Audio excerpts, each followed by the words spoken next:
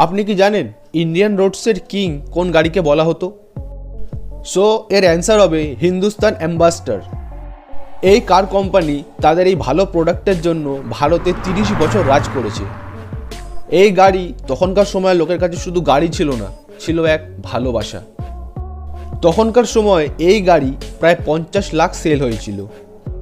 এই গাড়ির look, feature ও design প্রায় সমস্ত লোককে নিজের দিকে অ্যাট্রাক্ট করেছিল। এই গাড়ির দাম কম হওয়া ও তার সাথে সাথে লুক, ফিচার ও ডিজাইন এত ভালো হওয়ার কারণে প্রায় সমস্ত লোকের মনেই নিজের জায়গা বানিয়ে নিয়েছিল। এই গাড়িটি 1958 সাল থেকে ভারতে সবার মনে রাজ করছিল। তারপর আরও অনেক কোম্পানির গাড়ি আসার পর এই গাড়ির মার্কেট অনেকটা ডাউন চলে যায়, যার ফলে এই গাড়ি সেল হওয়া আস্তে আস্তে অনেকটাই কমে যায়, যার ফলে কোম্পানি লসের মুখে পড়ে যায় এবং পরে তাদের প্রোডাকশন বন্ধ করে দিতে হয়। শেষমেশ হিন্দুস্তান অ্যাম্বাসেডর এই কার কোম্পানিটিকে বিদেশি কোম্পানি প্রায় 80 কোটি টাকা দিয়ে কিনে নেয়। ব্যাস, তারপর আর কি, যেই কার কোম্পানি এতদিন ইন্ডিয়াতে রাজ করত তার রাজত্ব এবার শেষ হলো।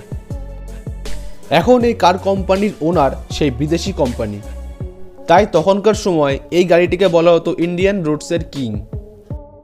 এইরকমই বাংলায় ফ্যাক্টের ভিডিও পেতে চ্যানেলটি অবশ্যই সাবস্ক্রাইব করবেন।